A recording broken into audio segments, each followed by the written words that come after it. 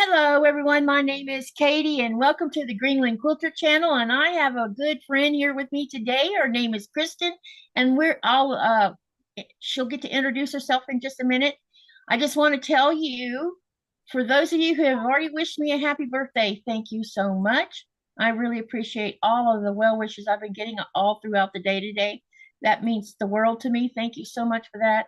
I'm home by myself, as you know, and sometimes when you're by yourself and it's your birthday, you don't have anyone to celebrate, and it makes you a little sad. So, you know how that goes. But anyway, thank you so much for coming over here to share my birthday, as well as I want you all to say hello to Kristin from Bella's Whisper Farmstead.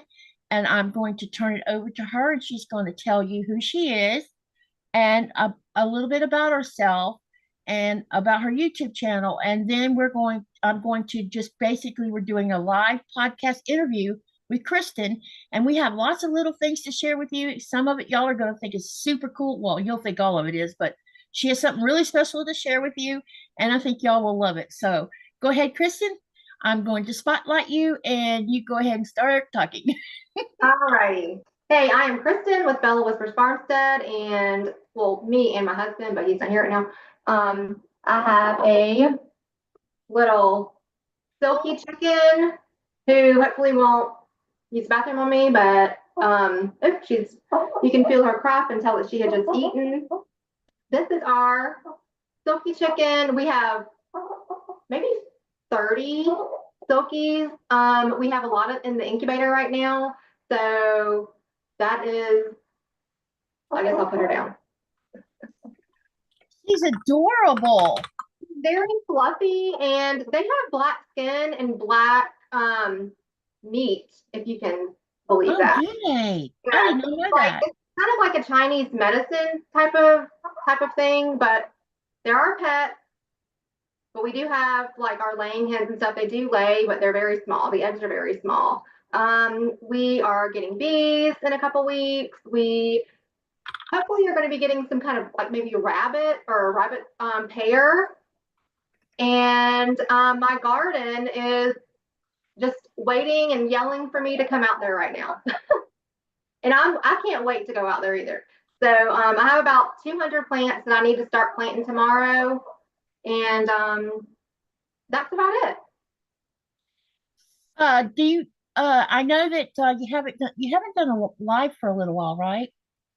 I think my last live was in September when we had Helene. Okay. Yeah. So you want to talk a little bit about what was going on recently in the last few months that's kind of had you chilling a little bit? You want to share that story with everyone? Not really. No? Okay, then we won't go there. All right. Okay. I was talking about, yeah. All right. So tell us a little bit about how you decided to have a farm, and what's involved in it and what you love about it. Let's talk about that. I love the self-sufficiency, and we are in the process of making a food forest. So that's going to take many years, but you start somewhere. So we are starting that this year. We've already put some stuff in the ground, so that's really exciting. And what was your other question? What you love about it? Oh, I just love the self-sufficiency and that I can grow my own food. So I know where my food is coming from. What is, so for those of us or for those of the people that might not know what a food forest is, could you explain that in more detail? A food forest would be like your fruit trees, your berries, basically everything that you would, I guess, you could just eat. So whether that's herbs or flowers, leaves, you can eat kudzu. A lot of people don't know that you can eat kudzu, like a green forage for mushrooms. There's a lot of stuff that you can find in your yard or your forest. So in your area, do you also have what is called the morel mushroom? We have the chanterelle. Okay. Chanterelle mushroom. Yeah, because I hear a lot from a lot of homesteaders who harvest the morel. So I didn't know how far across the United States that ran. I'm not sure. I haven't seen any on our property, but we do have the chanterelles on our property. We didn't get any here because it was really hot and we did not get any rain at all. So we did not have a very good mushroom season. What are you trying to do? Huh? Okay. So let me say some hellos in the chat real quick and then we'll keep on going. That chicken's I'm gonna beautiful. look in the chat too. I'm looking in the chat. So hello, Myra. Hey, Sissy. Welcome for coming. Hey, Andrea. Hello, Robin. Welcome, welcome. Hello, Charlotte, Cindy, Scratch and Pete. Thank you for coming. Hi, Patricia. Thank you, Kevin, for the super chat. I appreciate that so much. That'll be going toward my hardware I need for this channel. Hello, Canadian Family Life. Let me see. Laura's here. Welcome, welcome. Hello, Backyard Trucker. Hello, Canadian Family Life. Let's see. Did I catch everybody now? Oh, hey, Jody. Welcome, welcome. Okay, I hope I've caught everyone. What? Oh, nothing. Oh, okay. Okay. All right. Do you have people or other family members who also have homesteads or farmsteads? I'm the only one. I'm the only one crazy enough to do it. So. Well, I think it's great. You and I've talked a lot about gardening and how long I've been gardening. So it always warms my heart when you see people. I get to meet people who share the love of gardening, and even though you have flowers, I've seen that, and trees too, but you're also growing food, which is what I think every person needs to learn how to do. Yeah. Because you never know when you can't go to the store and buy food for whatever reason. Right. Okay. Know what you're getting too. Yeah, exactly. You grew it, you knew where it come from. Do you also have farm animals besides your chickens? Well, we just have chickens now. We did in the past have a dairy cow and her calf, Ribeye, who was since gone to freezer camp. But in the future, in the near future, we will be getting bees and a pair of rabbits. So okay. Yeah, is meat rabbits tasty, or can you explain about that part? Because I've seen a few people raising rabbits for food. I would get them specifically for now for compost. Okay, gotcha. The garden. Yeah, my mom used to use the chicken poop for fertilizing her garden. The garden was, when she would do it, she stored it so it could break down more because it's a hot fertilizer, and then she would use it. She would leave it sitting for a year and then use it the next year, and her gardens were always huge because of that. She didn't ever use it. Huh? With rabbits, you can use it like instantly. Yeah, you don't have that's what I've heard. Yeah. And it's a great way to use nature to take care of making things grow good without having to use synthetic stuff. So that's great. Yeah, I'm all about that. What else do you like to do besides gardening and your farmstead? Well, I like to travel. Okay. I have not been able to do that this year. Last year we did a good bit of traveling. And this year we have some trips planned, but I guess gardening and being outside is my number one.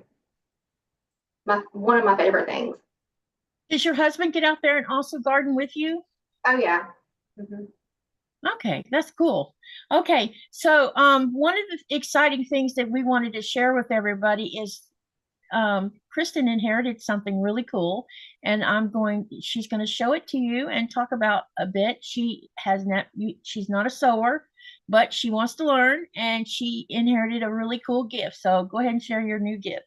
Yes, I inherited from my Meemaw her sewing machine, and I've been looking at this since I was like a little girl. And I actually found, oops, some things fall. Actually found the instruction manual along with the lifetime guarantee bond. So it tells like who bought it, the serial number, the date that it was purchased, and let's see. Yeah, where it was bought, like the address in Savannah, Georgia. So I thought that was really cool. From 1965 is when my grandfather bought this for my mima. So that's really, really cool to have. So can you tell us what the name of the machine is? It is a super deluxe automatic, and it smells really old too. Who's the company? Buttonhole, would that be a company? Can you put it up close to the camera? Yeah. Oh, I've never even heard of them. Wow, that's interesting. We'll have to do some research and find out what company that's from. So that was like a great find in all of these treasures that I have. It says electric sewing machine, lifetime guarantee bond. So I love having that. Okay, and you also inherited some stash with that sewing machine, correct? Yes, I did. And also this has a knee pedal. Oh. I learned how to use that because I have no idea. Like, full transparency, I have no idea how to use any of this stuff. I inherited buttons, like thousands of buttons, and if anyone, like, you know, I think everyone may even know what this is, but this is not cookies. This is a sewing kit. Yep. Those cookie cans make great sewing kits. Yeah, so we have like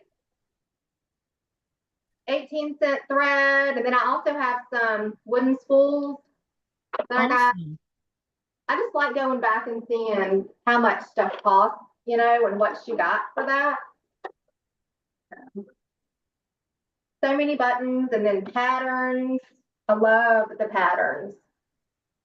So let's see. Some old patterns, but I'm scared I'm going to rip them because they're so old. Like, there's an old one. Wow, that's awesome. So maybe one day I'll learn how to use this. You can actually probably you might be able to trace that onto tracing paper if you're worried about the pattern, the pieces of paper falling apart on you. Yeah, and she made her own patterns with the added newspaper. Mm-hmm. So like every time I look in here, I find something new. Let's see, simplicity. Wow.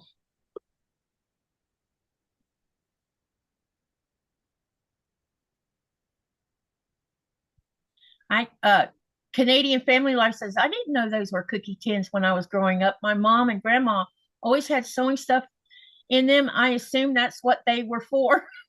Yeah, they're Danish cookies come in those tins for the most part. Used to be you could also get potato chips in the big Charlie's cans, metal Charlie's potato chips, and I remember I think you could also get tins with pretzels in them. Do you remember that? They're actually really good cookies too. Yeah, they're very good cookies. Thank you, everybody, for the birthday wishes. Does anyone want to ask Kristin, any questions while we're talking about the sewing stuff? Laura Supp says, my grandmother taught me to sew on a treadle machine. It was the only machine she had ever sewed on. That is cool. Laura Supp says, my grandfather raised rabbits for food, but he grew up during the Depression. Thank you, Cindy Van Hoy, for the super sticker. I appreciate that. Let me see what else has been said. Jody says, this is so nice, Kristin. I don't know why I keep doing that. Let me see here. If y'all have questions, please ask them. Okay. All right, we're caught up so far. Hello, Fair Bricks. Hello, Scratching Pete. Hello, Backyard Trucker. I thought I saw Nick in here somewhere from Paranormal. Yep, there he is. I see you there. Hello, Gladys from the Confident Quilter. Jody's here. Pam's here. Hello, everyone that just came in. Okay. All right. So, didn't you tell me that you also got a bit of fabric from her also? I found So many bins. So many bins of fabric. Can you show us some examples? Yeah. Also, when I was little, I loved Barbie dolls. And she would make my Barbie doll clothes. She would make a lot of my Barbie doll clothes. Nice. And so I found this box and it had a Barbie in it. So I'm like, oh my gosh, it just brought back so many memories. And I do recognize some of the fabric that's in here because, well, my Barbies had clothes from it. And just I have no idea what these are at all. But so many things I just need to learn. When you show us the fabric, can you put it up close to the camera where they can see it? Let's see. This is the Barbie doll fabric. Okay. Yep. It'll be interesting to see what the prints and stuff look like because if she's had it for a while, you know, it'll with be little rosette. Like really sweet fabric. Aww. So I don't know what that is.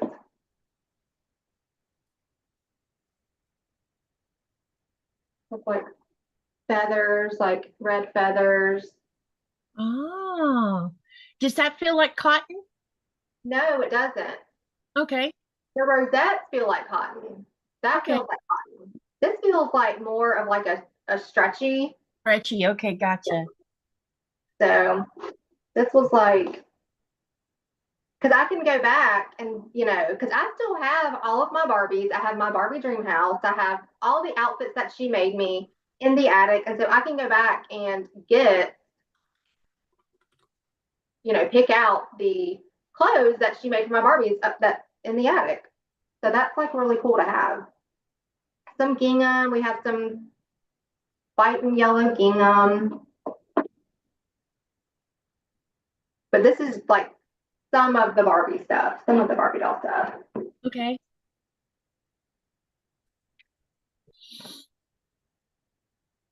So while you're getting more fabric out, so do you know what you want to do? Do you want to learn how to use the sewing machine and start making a few things? What do you foresee doing with it? I plan on learning for myself. Okay. There's some. That looks like flannel. Is it flannel? It is. It's kind of thick, so it might be like a It type of looks like flannel or fleece one. some like really thin, really thin. It feels like a sheet maybe. And she did repurpose a lot of stuff. So and we have some cute little ribbon, some strawberries, and Oh wow. You're gonna have fun trying to get all this organized so you can see exactly everything you have. it is a job in itself. There's Yep. some like I probably have 4 totes full of fabric. And I don't want to get rid of, I don't want to get rid of anything. So I'll just keep it. And then Velcro, tons of Velcro, tons of zippers, tons of iron-on patches, buttons. So, thank goodness for YouTube. I can figure out how to make something. And then this is really cute too, that fabric. That is pretty. Like a lightweight for summer. I have no idea what I would Do make you remember? Do you remember? You mentioned she made Barbie clothes. Do you remember what else she liked sewing? She made all of my mother's clothes, all of her kids' clothes. She made all of her clothes, like jackets, rain jackets, hats, purses, everything. She made everything. Wow, she sounded like she was an avid sewer then. She before when was it? She did work in a like a sew shop. So she like a warehouse or whatever. So that looks like a sear, kind of like a sear sucker. And then this, when I'm opening it up, I see that she had started. Oh, she was making something. Yeah, she's making something. So no telling how long that's been in there.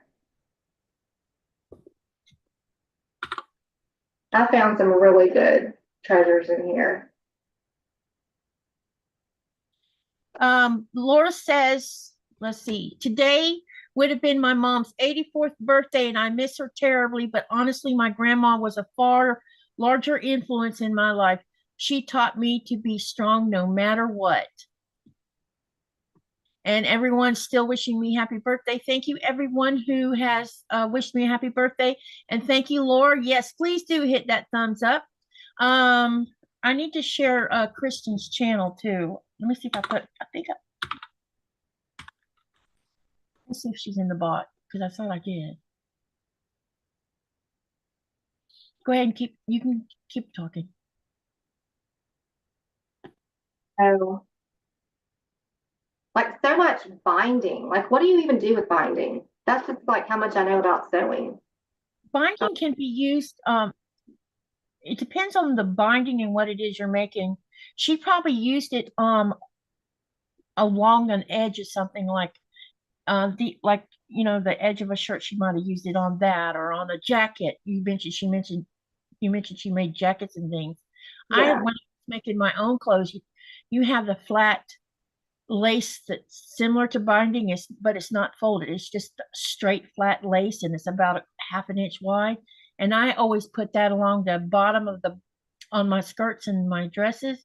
I put that on the bottom before my mother ever hemmed it up for me, because it keeps it it's like an added barrier to keep raveling from happening. So a lot of times that's what binding does. Now with quilting, we make our own binding to go along the outer edges of the quilt, which secures the whole quilt in place after you've quilted it.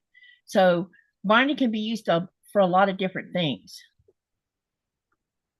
Well, there's a ton of it in here. She probably used a lot of it. I know when I was making clothes, I was using binding and the lace all the time for my clothes. Okay, let me see. I need to find your channel. I don't know why the bot didn't spit it out, so now go look for it. These were 2 cents. I don't even know what this is. Patches, 50 soft patches for 2 cents. You can't buy any 2 pennies. That is, I wonder if you can even buy anything for 2 pennies these days. A lot of Kmart stuff and simplicity.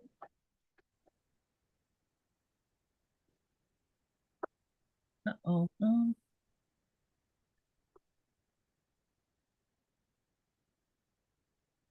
Rip rack for 10 cents. My mom, when she made our dresses, she would put rickrack down the front of them, like she'd have 2 rows of rickrack. If it was just because sometimes she'd make just solid color dresses for us, and she would just embellish it with a little bit of rickrack. So rickrack can be used for all kinds of things too. With some little pink rickrack for a whole 10 cents. Rickrack down the front of them, like she'd have 2 rows of rickrack. Sorry, guys. All right. So, what did you think about this when she gave you, or whoever gave you all of this? I knew that I was going to get it, so it wasn't like a surprise. Like I've known since I was a little girl, because nobody was really interested in it. So I know that it was like in the family. So there was no like, it was mine. That's awesome. My brother has my mother's sewing machine, and trying to get information about them, because me and my 2 sisters sewed on it all the time. We made all our clothes with it, and trying to get him to tell me which singer it is like pulling teeth. I've been waiting an entire year for him just to tell me which singer it is, and he still hasn't done it. Oh, So when you have something like that, and I've never heard of that machine you have, that's really cool. I need to maybe oil it up, or I would read the manual and see what it says about oiling it. And yeah. also, do you have any local sewing machine shops in your area? I don't think I do. That's probably like a dying breed, is the sewing machine shop, you know? Because it might be a great idea to take it over and let them service it for you, maybe. What do you those of you who have older sewing machines that are in the channel, What do you think about my comment about her having it looked at, or do you think that she just have you turned it on and tried to sew with it at all yet? Turned it on. I have not turned it on Okay. yet. Okay. So, it might be, it looks like it's in pristine condition too. It's in really great shape. The table's in great shape. It came with a stool that opens, and she had more stuff in the stool. I'm going to redo it. I don't think you can see it, like a leather stool. So that's going to be redone. But other than that, like, yeah, it's in great shape. Can you take your camera and go up close to the sewing machine so everybody can have a really good look at it? Oh, I can try. Y'all just watch your eyes in case you're sensitive to motion. I don't know. We'll see if I can even do that.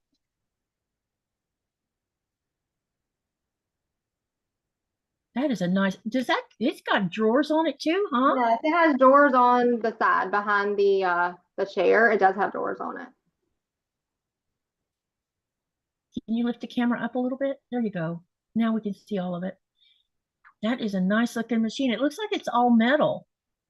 It's wood. And then with the sewing kit on that side, that folds down too. Okay. I was talking about the machine. Oh yes, it is metal. I was talking about the table.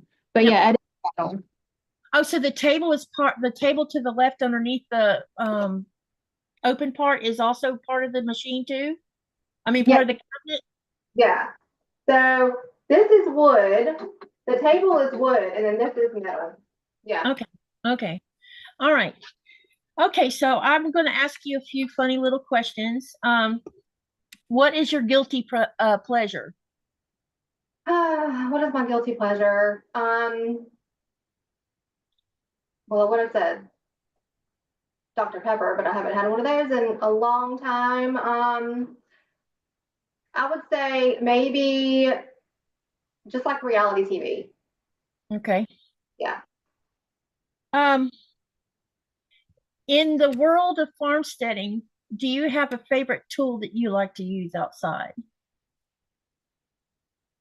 I like the DeWalt battery powered weed eater and the blower. But they have to, because I can't pick them up if they're attached to anything because they're too heavy. So the battery powered DeWalt is like my go-to. I love it. Okay. What tool do you wish you had invented yourself? The DeWalt products. The DeWalt is pretty good. My son-in-law has these two DeWalt portable fans. They're run by batteries, and they put out exceptional air.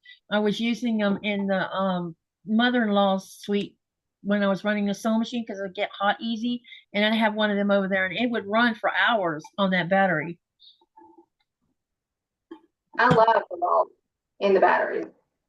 So, what has been the worst disaster you've experienced with your homestead, and how did you deal with it? The worst disaster would probably be no rain, high heat, because then your garden is not going to do anything. Last year we had no rain. We had like 100+ degrees, and my garden was just awful. It was terrible. Didn't y'all have some flooding a couple years ago or something? We had Helen came through a little bit. We didn't get like really bad weather from that, but we did get a lot of rain. Helen did come through here, and we got a little bit of flooding from that, but it was like we didn't have any rain for the whole, like maybe for 6 months, and then we got all that rain. So that wasn't good for my garden. So if someone came to you and said, I would like to buy some property to set up a homestead and learn how to become self-sufficient, and they're a beginner, what would be your best advice for them? Know what you're getting into, because it is a lot of work to do this. It's a lot of time, it's a lot of money, it's a lot of effort, and you have to make sure that you have all three of those in order for you to I guess, be successful. So. How long have you had your farm now? Well, I think we've been here maybe 3 years. We lived in an RV while we built it, and then we started the garden. The garden was started before our house was started. Okay. And we were in the RV for 10 months. And then we've been here maybe since 2002. So. I noticed that a few homesteaders do start out in RVs. What made you and your husband make this big decision of moving into a small portable housing while you built your house? And also, how long did it take y'all to get your house built? It took us around 10 months to build our house, because we built it like when you couldn't get anything. Like, we had to wait so many months to get just the paint. The Sherwin-Williams black paint took an extra like 3 months to get. And what was the rest of the question? How did you come about making the decision to live in an RV Yeah. while building your house? Yeah, that was an easy decision for us. We sold our house, and then we had to wait for this one to be built. So. Someone has a question for you too. Andrea wants to know, do you can and preserve your own food, meat, and things you grow? I'm not a canner. If I preserve my food, it's going to be like a flash freeze. I haven't gotten into the canning. Yeah, my mom, she canned, I think the only thing she ever canned was maybe green beans, maybe. I think that's the only thing she really canned. Everything else she did, she put it in the freezer. She froze it. She would do like a I don't remember how many second long blanching of peas, beans, okra, things like yeah, different things, corn, she would do that quick blanch, quick put it in the freezer kind of thing. And she would have bags and bags of it in the freezer. She had a big freezer. Peas are great to start your garden with. Yeah, I love excellent. One thing about legumes, I don't know if you're aware of this, but they fix nitrogen in the soil, which is good for your gardening situation when you're growing beans, because they're legumes, and that's something that legumes are famous for. And, thank you, Orsup. Thank you, everyone so far who's donated a super chat. I appreciate that. Hi, Mona. Thank you for the birthday wishes. Okay, I was gonna on the vegetables, can you tell us what all vegetables you like to grow? Zucchini, squash, tomatoes. I really love growing herbs because you can preserve those. And then you can just take them out of your raised beds, put them in pots, bring them inside during the winter, and then bring them back out. Okra, peas, beans. I love growing the peas and the beans because they are just so simple. I think anybody can grow these. What else? Peppers, jalapenos. I'm trying to scale it back this year, but I don't think that I'm capable of that, because today I bought 200 plants. So, that is like out the window. So tomorrow I will be in my garden starting planting. So now, in the fall and winter months, do you grow cool season vegetables? My mother would plant mustard greens in September, mustard turnips and collards, and by December she was already cropping them, and she liked to wait until the first frost kissed the plants, and then she would harvest a whole bunch of them that way, because when you get frost on them, that little light frost, it changes the taste of them and makes them less bitter. So do you grow anything like that? I don't grow anything during the winter time because I just want my garden to rest. I need a break. The garden, my soil needs a break. So then come spring, I've missed it so much. I just want to get back out there. Yep, I understand that. Let's see. Andrea says she's saving up for a Harvest Right freeze dryer. And then Laura says, my grandmother used to can almost every brand, and she also flash froze a lot of food. She was born in 1901 and lived through the Depression. People Wow. learn how to live through the Depression by growing their own food, that's for sure. Do you intermix any of your garden with ornamental flowers and stuff? Oh yeah. Can you give us an example? Let's see. Lantana. I just planted some, let's see, they're not geraniums. Maybe like no, geraniums. I just try to add like a lot of different flowers because we are getting bees, and then it also brings in the butterflies. Yep. So I just try to bring in all the pollinators. What would you like to do in the world of homesteading that you haven't done yet? Hmm.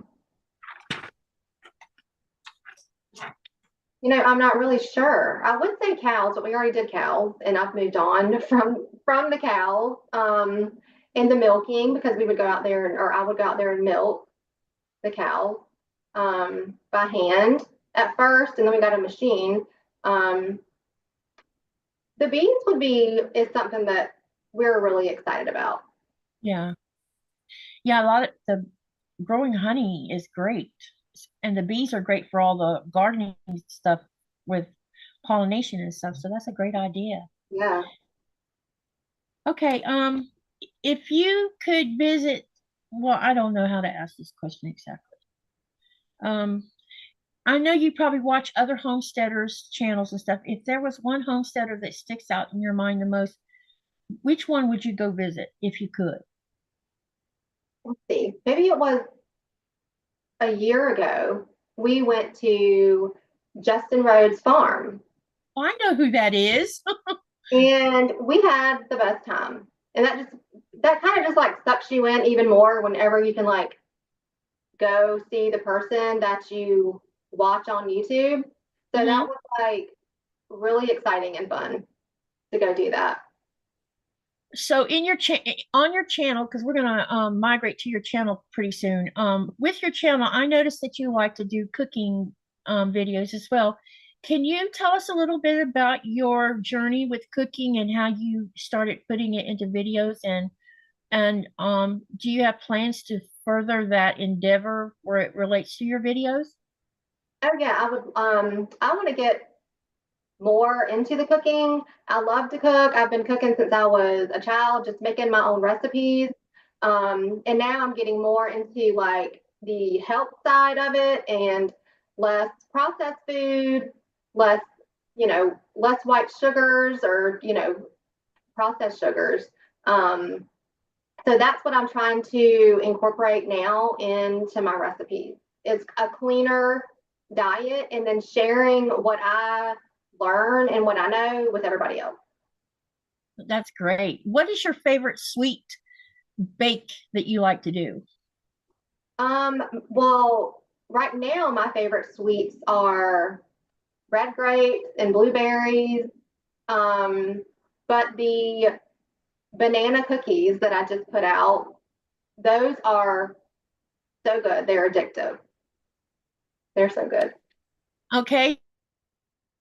Now, what that you like to cook? What was that you cut out? Say that again. You cut out? Yeah, something's going on with the internet. It's like I'm fuzzy. It's weird. Okay, sorry guys. I don't know what's going on my end, so bear with me. It's probably something to do with here. Anyway, what is your favorite savory that you like to cook? Savory would be mushrooms, zucchini, squash, onions, if that's savory. Just all the vegetables. I'm open to whatever vegetable and fruit. You also make bread, and I noticed that 2 or 3 of your videos had interesting ways of making pie crust and using water. So you want to talk about that a little bit? Oh, I do love making bread. I just started my felt sourdough start today, so hopefully it'll be done in a couple days and I can start making some spelt sourdough from that. But I do love baking, and I eat a little bit of bread. I don't eat a lot of bread. So with the spelt, it does not increase your glycemic index, so your sugar, your insulin. So I do prefer the spelt over like a processed. And spelt is like an instant grain, so it's healthy for you too. So I do love that. Okay. Okay. What will we expect to see in the future relating to your cooking? Oh, that's a good question. There is no telling. When it comes to me, there's no telling. I love creating recipes too, I don't know how you do it, but I don't measure anything. Hanifa's been here. She just left today. She's a young lady that's been staying here for 3 or 4 days. She comes and spends time with me from time to time, and she also takes care of my house and dogs. Or now I'm down to 1 dog, sorry. But I made a vegetable stir fry the other day, and she said, and I didn't tell her what I put in it, because sometimes when you tell young people what you put in their food, they're like, ew, no, I'm not eating it. So I just made it. She's like, that is so good. What was in it? And when I started listening, she's like, oh my God, all of that was in that? I'm like, yep. So it's fun when people share what they create from scratch. And I love that that's what you've been doing too. And it's fun. Laura says she will be lurking. She had her first of 12. Oh boy. First 12 treatments yesterday for osteoporosis. Today has been rough. I hope you don't mind. I'll just listen for a bit. You just relax and feel better, sweetie. I know you've been going through a really rough time over the last few months. So we're sending lots of good hugs and good vibes your way to help you with that. Okay. She broke her back. Oh goodness. She tripped over her dog, or her dog hit her knee and she hit the ground, and so she's been having a lot of difficulties, and we all been standing here trying to urge her on, help her out, support her. Thank you, Quiltanon, for the birthday wishes. All right, let me see here. What is your, let's see, what can I ask of? Out of all the flowers you grow that has blossoms on it, which color do you love the best? I don't know. Maybe the pink peonies. Okay. I love peonies. Give us 5 skills you think a new gardener needs to learn while advancing their knowledge of growing a garden. Oh, goodness. They need to be open to suggestions. You don't have to take the suggestions, but being open to it is nice. Know what it takes. The time that it takes, and what'd you say, 5? What did I give you? 5. Yep. What did I give you? I don't remember how many I gave you. I think two so far. Go back. Can you repeat them again and let me hear it again? Can you ask the question again? I had a internet hesitation. Repeat them again. Can you repeat that question? The question was, what 5 skills should a beginner gardener learn while getting better at being a gardener, especially when it comes to growing food? Okay. I would say don't be afraid to fail, because that's probably the number 1, because you're going to fail. Yep. So, yep. Gardening is not always, rainbows and butterflies. So sometimes you get rain, sometimes you get a lot of rain, you get bugs. There's a lot to have to compete with when you're, in your garden and you're wanting to get something out of it. So that would probably be my one major rule. Don't be afraid to fail, because you will fail. Because last year my garden was bad. It was very bad.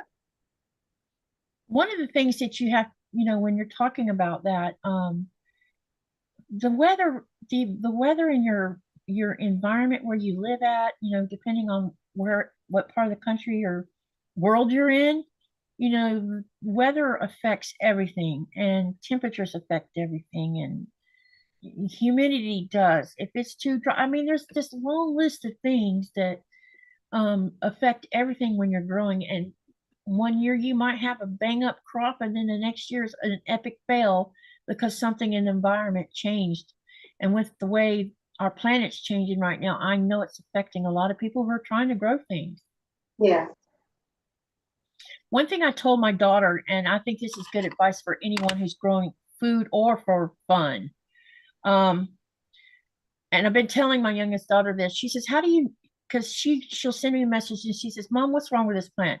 And I'll say, "You're not watering it enough, or you've overwatered it." And she says, "How can you tell that?" And I said, "I've been doing this for 51 years, and you learn. It is with any kind of thing you grow, you learn by doing and experimenting, and what might work one time might not work the next time, and you'll kill plants. That's inevitable. You will kill plants. But what you need to do is learn, well, what did you do wrong to get that plant to the failure stage? Did you overwater it? Did you underwater it? Was it not getting enough light? Was it getting too much light? You have to learn all these variables, especially if you haul your plants inside. And one of the chief problems I see with most people who take plants indoors, they kill them within a few weeks because they drown their plants. And people don't understand the science of when you take a plant indoor, how you have to adapt that plant to indoor living. And there's several factors that come into place. Water is one of them. Lower light is another one. The air environment, whether it's dry or humid, comes into play. And plants can grow in people say, well, plants can grow in water. Why can't they sit in water? Well, light's too low. The soil holds that moisture. If you took that plant and emptied all the soil off the plant roots and stuck it in a jar of water, it can live. And the reason it can live with is because there's an oxygen exchange between the roots and the water. But when soil comes into play, the soil grips all the water and it literally suffocates the plant. And that's what causes plants to die from overwatering. Mm-hmm. And so, and that's what you said, you learn by doing, and don't get upset if you kill a plant. It's going to happen. Oh, yeah. Even the most experienced gardeners. Yep. Will plant. And I told her to start making a journal of what she does, write down, if you're keeping an eye on these plants. I made a journal for a little while when I first started out because I was a kid when I started. And so I would write things down. Well, I done this. Why did it do this? Or, and after a while, it just got to be second nature that I could tell, there's some things like when I moved here to Greenland, trying to grow orchids. I couldn't grow orchids in Florida, but I could grow orchids here. The weirdest thing. And I think the reason I couldn't grow orchids in Florida is because the environment in North Florida was way different. With humid, it's hot, it's humid, and you always hear people growing orchids in hot houses, but actually that's not true exactly. They tend to like to be a little bit cooler with a specific amount of light, but if you put too much water, you'll rot them out just that fast, kill them out. Let's see. Do you when you were starting out, did you talk to other homesteaders to get advice whenever you ran into a problem? I didn't. We had the house that we lived in before, we had a garden. So I had been gardening before we moved out here, and we had our chickens there. So we moved our chickens out here. So now our garden has gotten bigger, and we've just gotten more chickens. That's the difference. But I just did trial and error. That's how I started out. Trial and error is the best way to learn anything, I think. At least in my opinion. So let me see here. Myra asked, does anyone use the Farmer's Almanac anymore? I do not use that.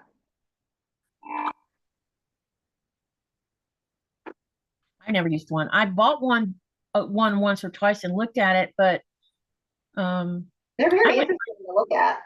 yeah, they're interesting to read and look at, definitely. But I never followed one because I tend to do my own thing, you know. And you probably do your own thing too. I do. Okay, can we talk a little bit about your house? What type of house did y'all build? Because I think I'm under the understanding that it's different than most houses. It is a barn dough. It's a barn dominium, and I guess really the only difference is that it's the whole thing is like metal. The roof, the sides, everything is metal. Um, can it stand up to pretty high winds and heavy weather built Oh when you build it that way? yeah, yeah. Okay.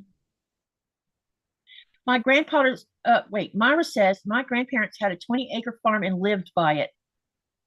How many acres do you have? We have 22. Wow, you have a nice sized farm. Okay, let me see here. Anyone want to ask any questions while I come up with more questions? Do you have any other hobbies besides farmsteading and cooking that you do? I just like spending time with my family and go travel and just be outside. Okay, okay. Uh, does your husband share the same love of gardening that you do? He does more of the labor work. I do more of the like picking out and the planting. So Okay. yeah, What do your kids think about your farmstead? they love it. Do they But have they tried to migrate into their own property? well, I have a teenage son, and he goes out there and feeds the chickens. So everybody has like their own little job. And then my daughter, she's married, and she enjoys coming over and just being out in the garden with me. So it's Yeah. very peaceful when you can just go out there, go Yeah. out in your little garden. You can forget about the whole world when you're out there digging in the dirt. It's Oh just yeah. there's something about it. It's like going out to nature and communing with nature. You forget about everything because there's just something about it. It's soothing. Um, Now let's talk about your YouTube channel. Tell us the name of your YouTube channel, and then tell us how long ago you started it. And when you first started it, you probably had an idea of where you wanted to go, and I'm sure it's changed since then. So talk a little bit about all of the evolution of your channel. Our channel is Bella's Whisper Farmstead, and we really didn't have any kind of expectation going into this. It was kind of just like oh, we have this going on, so let's show what's going on. Even if it was just for our children, and one day our grandkids can just look back at it and see what we did and where our property has come from. So that was like our goal behind that. We had no expectations at all. Have you since decided you have some a little bit, or no? You're still doing the no expectation thing. I think that we still really don't have any kind of expectations with that. I don't want to like put a label on it and make it like a job, because I don't want to like, I want to like to do it. I don't want it to like, I have to do it, if that Yeah, makes sense. yeah, yeah. You don't want it to turn into a job that you're not going to enjoy. Yeah. That makes good sense. Okay, let me see. What else can I on your channel? Um, do you have any additional things you might be considering adding to it that we don't know about yet? Um, the expansion with the bees and the rabbit. The rabbits. So Okay, cool. um, I think we may be getting the bees like in about 3 weeks. Okay. Do you know how many you're gonna not, I don't mean not how many bees, but how many boxes you're starting out with? We'll be starting out with 2 hives. Okay. Um, are you guys going to grow the population of that over time as well? Oh yeah, that's our hope to do that. Okay. They have bees here in Greenland, believe it or not, Greenlandic honey and all that. Oh, Um, yum. yeah, there's a science station down here in South Greenland. That's what they call it, it's the science station. That's what it translates to from Greenlandic to English. And they have a big amount of beehives there. And so they harvest the honey and sell it all over Greenland. And it's a very clear honey because they don't have a factory here to do whatever. But I've never seen such clear honey like that. It's really interesting to see it, and my husband likes to buy it whenever he gets his hands on it. Lately though, every time you see it, but if you don't buy it that day, you come back later to go get it and it's gone. It's Oh, I bet it is. Yeah, because it's not a big amount of it. I would love to try that. Yeah, Does I'll it see if I can get my hands on some and I'll mail it to you so you can test run it because you'll probably like it. does it Um, taste different than like the honey here, or I would have to ask Nikolaj that. I'm not much of a honey person. oh, okay? And I don't know why. I just don't. I like it in bread and stuff, but I don't eat it. I don't like the taste for some strange reason. I can't explain that because people are like, "Are you sick? You don't like honey?" I don't know why I don't care for it. There's nothing. That's one of the few things that wasn't forced on me as a kid. So I don't know why I have that off taste about it. But he could tell you, but he tells me it's heaven. So, but he would eat any honey I think someone gave him, especially if it was farm raised honey and not processed through a plant. Yeah. Andrea says she has meat rabbits and she loves her rabbits. Eh, Do you know, do you have an idea of how many rabbits you plan on starting out with? Um, for right now, I'd just say a pair, and then as I learn more, I would get more. You might can talk to Andrea. Maybe Andrea doesn't mind. I'm volunteering her.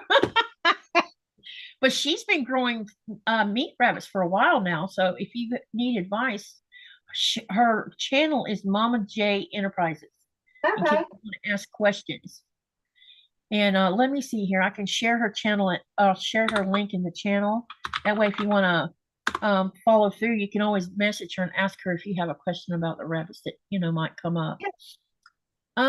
Thank you, Bonnie, for the birthday wishes. Andrea, I completely understand as my grandfather raised them for that purpose, for eating. Yep. A lot of people get squirmish when you start talking about eating your farm animals. And I guess from your point of view and from my point of view, I don't know why they're squeamish. It's interesting that they can go in the store and buy a chicken and not think 1 minute about where that chicken came from. But you talk about killing a chicken to eat, put on your dinner table from outside out of your flock, and they're like, oh my God, you know. But when I was growing, I think I've been totally desensitized to it because that's what my mother would do. She'd just walk outside and get one and then have us kids pluck it. That's the fun part. Yep. Yeah. All right. Anything else you want to share about your channel or your farm or yourself? Um, I can't really think of anything. You don't have anything else? I am trying to think of what else I could ask you. Um, in your area, because I know that I watched a few homesteading channels, and some of them have like small little gatherings in their area where a lot of the homesteaders will come and do it's like a convention, but it's small. Do you have anything in your area that you're part of that you from time to time go attend every year? We do not have anything like that, but actually last night, me and my husband, we went to a bee meeting of all Mhm. things to learn about bees before we get them, and I think they meet like once a month. So we'll go back next month and learn a little bit more. There's a lot of different connections you can make there. A lot of people, or really a majority of the people there, are very like experts in everything bees. So they're going to help us a whole lot get through all this bee stuff. Okay, that sounds interesting. I would love to sit through a bee thing just to see what they talk about. It would be a great learning thing. If I thought I could grow bees with it and not get stung here, I would. But I'm allergic to bee stings, so there's that. Oh, Yeah, bees and wasps. I have an allergy to. It causes breathing trouble. Uh, Andrea says she's thinking about incubating chicken eggs. Chicks are selling very high, and mature hens even higher. Yeah, the price of those in the United States has gotten crazy. we And have about 40 in the incubator right now. We have ducks, silkies, and then some just your basic backyard chickens. So we're waiting on those. how many eggs do you think you get a day from your layers? Well, during the winter time, we were getting nothing. And maybe 2 weeks ago, they started laying, and we are getting maybe 15 to 18 a day. Wow, that's really good. So The reason they stop laying in the winter is because of lower light, or is it something else? it's the lower light. Yeah. The lack of sunlight. Okay. All right. Let me see here. Is your husband a hunter? He is a hunter. Would you like to talk a little bit about that? He hunts deer, and he puts, let's see, maybe 2 or 3 deer in the freezer every year. So we are very grateful for that. Yeah, I So grew up between with our you. chickens and the deer and our bull, like, we're good. Have you thought about raising pigs, or is that off limits? Um, I did at one point think about doing that, but then that's not in my wheelhouse right now. So Okay. Any other animal that you think you would like to raise for food? um I would love just to have some more cows. I loved having cows, but not to milk and not to put in the freezer. So I Okay. just want pets. Like the cute little Highland miniatures, something that's going to be sweet and not chase me and make me jump the gate. That would be nice. Yeah, bulls tend to do that. It's those Highlands get really long horns on them, though. Have you seen that? Yes, they're beautiful. It looks scary to me. I'm like, oh, what if he accidentally swings his head and jabs you right in the leg, you know? Yeah, our But they bull has are one super too. pretty. I Yeah. saw I saw on Arms Family Homestead they got a miniature cow. I don't know what the name of it is, and it's little like the mini donkeys they have. And I'm like, why? Just people need to miniaturize them this much, you know? But Like it's a a good cat you thing. want to bring inside. Like I wouldn't be able to leave that little baby outside. No, because a predator would probably take it out unless you get yourself a guardian dog. Oh yeah, Andrea wants to know, do you have any livestock guardian dogs? I have one American Bulldog, and she does not guard anything outside. She is all about the house. She's all about her bed and all about her food. So, and her name is Bella. And that's who we named our farm after. Our farmstead after Okay. her.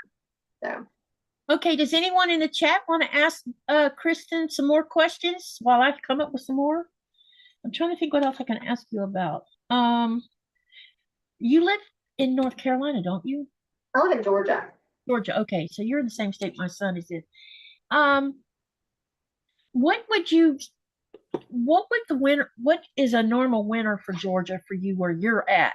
I'm not going to ask where you exactly live, but in your area, what is winter months like there? Every year it's different.